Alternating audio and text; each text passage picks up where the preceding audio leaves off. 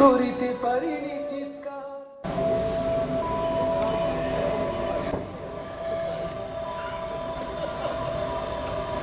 তুই কি জানিস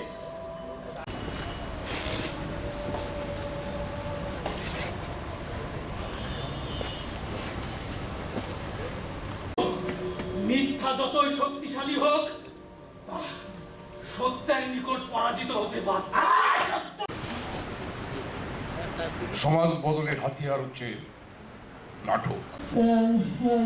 দোয়া করছি যে সত্য যে ঘটনাগুলো এভাবে শিল্প সাহিত্যকে আপনাদের সাথে পরিচয় করিয়ে দেই এবং দর্শকদের মধ্যে থেকে এই নাটকটি সম্বন্ধে তাদের